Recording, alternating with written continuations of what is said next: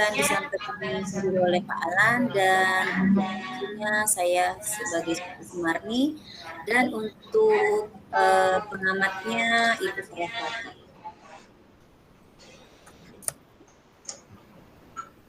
Silakan Pak Alan.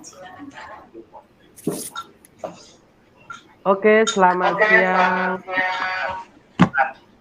Selamat siang Pak. Ada yang bisa dulu, Nak? Lebih dulu. Ya, mohon maaf sebelumnya Pak, saya ada yang mau bicarakan sama Bapak, mau berdiskusi kecil tentang tawaran lomba pidato kepada saya, pidato bahasa Inggris Pak. Oh, seperti itu.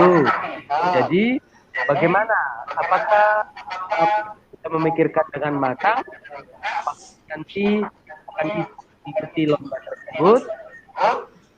Itu Pak, itulah permasalahannya Pak. Saya ingin berdiskusi dengan Bapak karena saya ragu Pak untuk mengikuti lomba tersebut.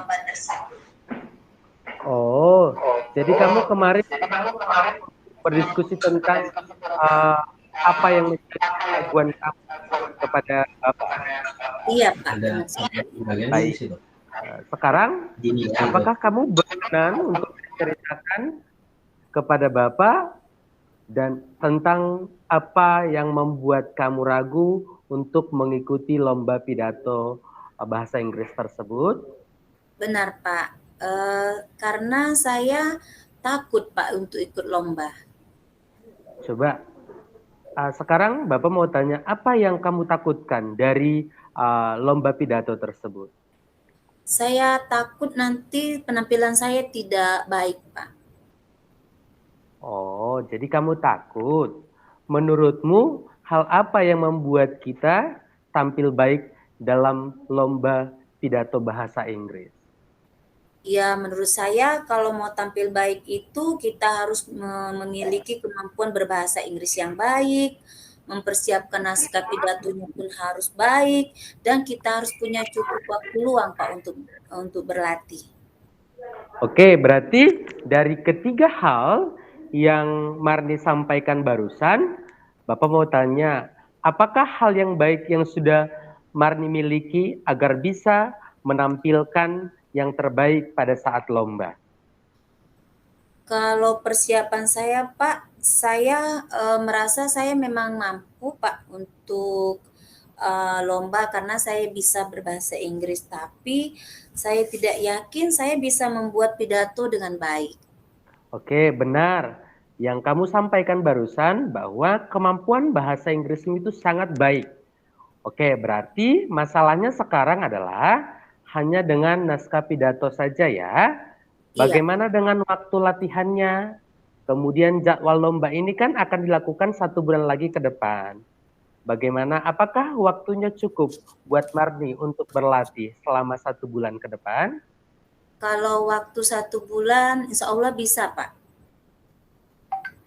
Oke, menurutmu bagaimana cara agar naskah pidato bahasa Inggris kamu itu bisa selesai dalam minggu ini? Ya, sepertinya saya harus banyak berkonsultasi sama Bapak, bagaimana cara membuat naskah pidato, pidato saya akan semakin baik. Oke, Bapak percaya bahwa Marni itu pasti bisa dan Bapak sangat mendukung 100%. Oke, silakan kamu datang untuk berkonsultasi tentang naskah pidato yang akan kamu sampaikan pada lomba nanti. Untuk kita boleh sharing bersama. Bagaimana Marni? Apakah sekarang kamu yakin mau mengikuti lomba tersebut? Sekarang saya yakin Pak, karena Bapak sudah bisa meluangkan waktu untuk saya berlatih, dan Bapak juga meluangkan waktu untuk mengajari saya bagaimana cara membuat naskah pidato yang baik. Mantap. Sekarang apa yang akan Marni lakukan setelah kita berbicara secara empat mata pada saat ini? Mungkin saya harus segera melengkapi berkas pendaftaran agar bisa mendaftar. Terus yang kedua, saya akan segera menulis naskah pidato bahasa Inggris, sehingga saya bisa mengajukan naskah saya dan bisa Bapak revisi kalau memang ada yang salah. Dan yang terakhir, saya akan berlatih pidato setiap hari di rumah ataupun nanti saya minta bantuan kepada Bapak. Oke, baik. Bapak akan meluangkan waktu untuk melatih kamu. Kalau bisa, Bapak akan luangkan 2 kali seminggu. Bagaimana dengan hari Sabtu dan hari Minggu? Apakah Marni mempunyai waktu untuk hari tersebut? Bisa, Pak. Oke, sungguh kamu bisa berkomitmen untuk melakukan apa yang sudah kamu sampaikan barusan? Bisa, Pak. Besok saya akan berikan berkasnya ke Bapak dan saya juga akan melakukan yang terbaik untuk lomba ini sehingga mudah-mudahan saya mendapat hasil yang terbaik sesuai dengan kemampuan saya. Oke, sekarang Bapak sangat bangga sama Rina, sama Marni, dan Bapak berharap yang terbaik untuk Marni. Yakin apapun hasilnya nanti, kemampuanmu akan menjadi lebih baik dari yang sebelumnya. Oke, terima kasih Pak atas bantuan Bapak dan atas juga motivasi Bapak kepada saya. Saya berjanji saya akan melakukan yang terbaik. Sama-sama, Marni. Mas, permisi Pak. Oke, selanjutnya untuk Bu Saras, silakan memberikan tanggapan.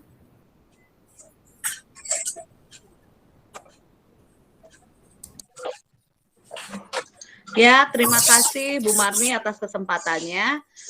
Setelah saya melihat praktek coaching yang dilakukan oleh Pak Alan selaku coach dan Bu Marni selaku coachee, maka saya menyimpulkan bahwa praktek coaching yang dilakukan Pak Alan dan Marni sudah sesuai dengan model Tirta, di mana yang pertama itu di dalam percakapan tersebut disampaikan mengenai tujuan dari coaching, yaitu dengan Pak Alan menyebutkan bahwa tujuan coaching kali itu adalah untuk meyakinkan Bu Marni atau peserta didik untuk mengikuti lomba.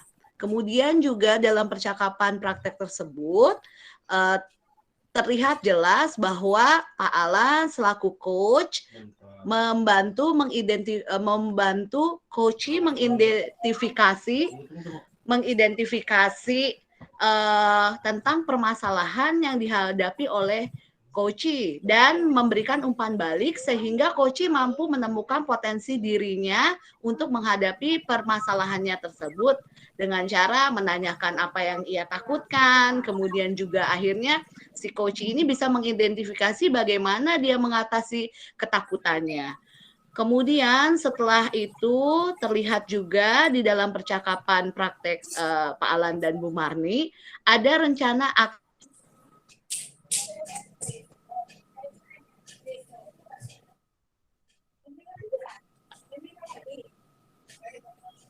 akan mempersiapkan segala sesuatunya, akan segera melakukan persiapan untuk lomba. Di situ coachingnya terlihat jelas memaparkan ya. Pak Alan juga menanyakan bagaimana langkah selanjutnya setelah mengetahui cara mengatasi masalah-masalah. Kemudian Pak Alan juga sebagai coach menanyakan pertanyaan untuk coachee agar dapat bertanggung jawab atas rencana aksi nyatanya dengan menanyakan komitmen coachee, yaitu komitmennya Bu Marni tadi ya, bahwa coachee menjawab bahwa ia akan benar-benar sungguh-sungguh berkomitmen atas rencana aksi nyata yang sudah dipaparkan coachee terhadap coach. Jadi menurut saya baik sekali praktek coach yang dilakukan Pak Alan dengan Bu Marni sudah sesuai dengan langkah model Tirta. Begitu Bu Marni, terima kasih.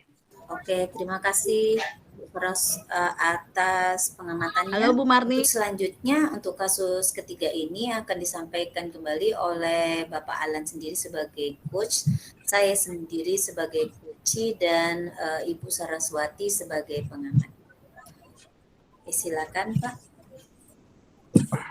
Baik, terima kasih kepada Bu Sumarni yang buat waktu dan kesempatannya. Oke, baik, di sini saya akan berperan sebagai coach dan Ibu Sumarni berperan sebagai coach, yaitu rekan kerja. Halo Ibu Sumarni, saya dengar tadi Ibu mau berbicara dengan saya. Ada yang bisa saya bantu, Bu? Iya, ini Pak, saya ada mau cerita sedikit. Saya tadi dapat teguran dari Bapak Kepala Sekolah karena dia menerima laporan dari pengawas sekolah bahwa katanya ketika dia melaksanakan supervisi, saya tidak mengajar dengan menggunakan buku teks, melainkan dengan menggunakan sumber belajar lain. Sepertinya dia tersinggung apa yang sudah saya lakukan, Pak. Oh, demikian. Jadi, menurut Ibu Sumarni, apakah pengajaran yang Ibu lakukan ketika ada dalam pengawasan, apakah itu sudah berjalan sesuai dengan kurikulum yang berlaku? Menurut saya sudah mengajar sesuai kurikulum, Pak. Apakah itu walaupun tanpa buku teks itu sesuai dengan kurikulum ya, Bu ya? Iya, Pak, sudah sesuai dengan kurikulum, Pak. Oke. Jadi menurut Ibu, apa yang Ibu harapkan dari diskusi kita atau pertemuan yang kita lakukan pada saat ini? Saya ingin menemukan solusi agar kepala sekolah mengerti apa yang sudah saya lakukan mengajar di kelas saya ini sudah benar, Pak. Oh, begitu. Jadi, begini Bu, Ibu ingin menemukan solusi tentang bagaimana menyampaikan hal ini kepada kepala sekolah. Menurut pandangan Ibu, hal apa yang membuat Ibu merasa yakin bahwa tindakan yang Ibu lakukan ketika mengajar tadi sudah benar? Ya, pertama tadi sudah saya sampaikan, menurut saya Pak, saya sudah mengajar sesuai dengan kurikulum, dan kedua juga saya sudah mengajar sesuai dengan RPP saya yang sudah saya buat, gitu Pak. Oh, kalau begitu alasannya memang ada tindakan yang Ibu sudah lakukan. Kemudian untuk kedepannya hal apa lagi yang Ibu sudah lakukan yang sudah sesuai dengan kurikulum tersebut? Sebenarnya saya menggunakan buku teks Pak, tapi sebagai bahan untuk mengajar saya memodifikasi buku teks itu dengan pembelajaran dalam kelas saya agar kelas saya tidak membosankan bagi siswa. Dan siswa juga memiliki pengalaman baru yang lebih berdampak, itu menurut saya. Kemudian hal apa lagi Bu yang menurut Ibu yang Ibu sudah lakukan ketika mengajar tadi yang sudah berdampak kepada siswa atau murid ketika Ibu mengajar tanpa melaksanakan buku teks? Iya, karena selama ini juga sudah saya lakukan Pak, dan saya lihat bahwa hasil belajar siswa saya lebih baik daripada sebelumnya, dan kami juga bisa memajang hasil karya anak di kelas, terus juga membuat sebagai literasi bagi siswa. Mereka sering membaca hasil dari diskusi yang dipajang di kelas, Pak. Wah, ternyata yang Ibu lakukan itu sudah banyak berdampak kepada siswa. Apakah Ibu juga mempersiapkan kelengkapan administrasi atau bahan ajar yang sesuai dengan pembelajaran ketika Ibu sedang mengajar ya ketika ada pengawas tersebut? Sudah Pak, saya sudah mempersiapkan RPP, saya sudah mempersiapkan media, sumber belajarnya saya rasa udah cukup gitu, sehingga menurut saya administrasi saya juga sudah lengkap gitu Pak. Oh, keren. Berarti dari persiapan Ibu sudah sangat matang ketika Ibu memberikan pengajaran kepada siswa. Nah, dari hal yang Ibu sampaikan tadi, apakah di samping itu ketika Ibu mengajar tadi ada kendala yang dihadapi tanpa pembelajaran menggunakan buku teks? Menurut saya Pak, tidak ada kendala-kendala yang begitu penting ya, tidak akan ada kendala sih Pak, kalau kendala-kendala di kelas seperti anak mungkin agak kurang fokus, itu kan bukan kendala menurut saya Pak. Oh, kalau begitu sebenarnya tidak ada masalah dalam segi mengajar dan pembelajaran untuk siswa ya Bu, sesuai yang Ibu sampaikan barusan. Iya, sebenarnya tidak ada Pak, sebenarnya tidak ada masalah, mungkin saja ada kesalahpahaman saja sehingga model pembelajaran saya itu dianggap keliru oleh Bapak pengawas. Jadi setelah Ibu sampaikan tadi tentang permasalahannya, tentang tindakan Ibu di dalam kelas, kemudian sekarang apa rencana yang akan Ibu lakukan? Iya ada, saya ingin bertemu kepala sekolah, meluruskan permasalahannya. Saya akan menyampaikan administrasi saya, alasan dan juga hasil belajar selama ini yang sudah saya lakukan.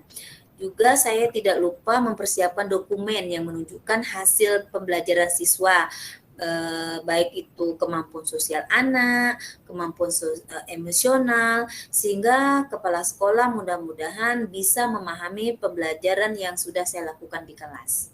Wah, keren Bu. Jadi jangan lupa nanti Ibu menjelaskan secara runtutnya kepada kepala sekolah. Jadi pada saat ini hasil diskusi kita saat ini, apa komitmen yang Ibu akan lakukan atau rencana Ibu bagaimana? Oke, mungkin saya akan segera ketemu dengan wakil kurikulum dulu Pak, untuk menjelaskan ini dan meminta dukungannya ketika saya berbicara dengan kepala sekolah. Setelah itu saya akan menghadap kepala sekolah didampingi oleh wakil kurikulum, mudah-mudahan kepala sekolah dapat mengerti. Kalau itu saya setuju. Kemudian nanti ketika Ibu bertemu, jangan lupa untuk menyertakan semua bukti yang sudah Ibu lakukan ketika berada dalam kelas, sehingga kepala sekolah nanti dengan jelas merasakan dampak yang benar-benar terjadi di dalam kelas tersebut. Dan mereka sudah rasakan ketika Ibu melangsungkan pembelajaran ketika berada dalam kelas. Iya Pak, saya akan persiapkan sebaik-baiknya. Saya ingin luruskan hal ini sehingga semua kesalahpahaman baik dengan saya dengan kepala sekolah dan pengawas, sehingga makna pembelajaran saya ini bisa dianggap baik sama Bapak pengawas dan juga kepala sekolah.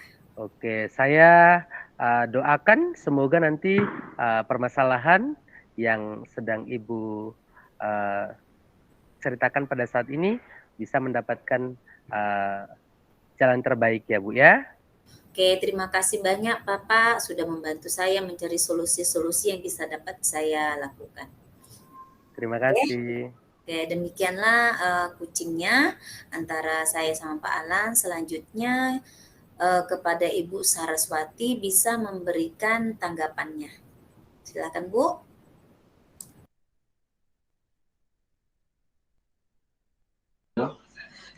Oke, terima kasih Bu Marni atas kesempatannya. Saya sudah melihat tentang praktek coaching yang dilakukan oleh, oleh Pak Alan dan Bu Marni.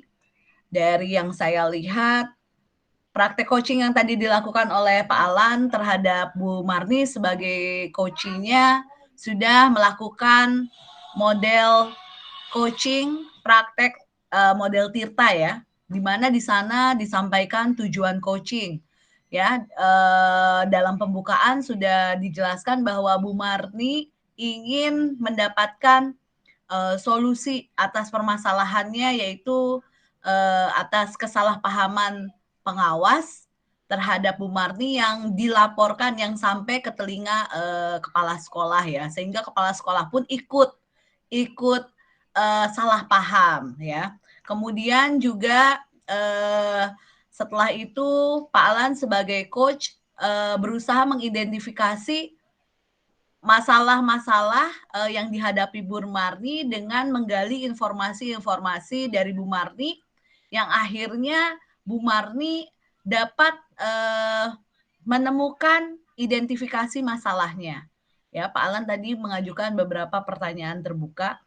Kemudian setelah Bu Marni menemukan dan memang benar-benar yakin setelah digali tadi oleh Pak Alan bahwa benar-benar yakin permasalahan intinya adalah kesalahpahaman, maka Bu Marni di situ juga Pak Alan menanyakan rencana aksi nyata dari masalah yang sudah diidentifikasi oleh Bu Marni. Dan Bu Marni di sana terlihat jelas memaparkan rencananya bagaimana untuk menghadapi permasalahan yang Bu Marni hadapi agar kepala sekolah tidak salah paham lagi dengan Bu Marni. Nah, kemudian Pak Alan pun masih menanyakan lagi pertanyaan yang mengarah terhadap tanggung jawab atau komitmen Bu Marni sebagai coachee, di mana sudah memaparkan rencana aksinya. Dan Bu Marni sangat detail memaparkan komitmennya atas rencana aksi nyata yang akan Bu Marni lakukan. Jadi menurut saya sudah terlihat sekali praktek tersebut menggunakan model Tirta dalam coachingnya. Terima kasih Bu Marni. Oke, terima kasih Bu Saras.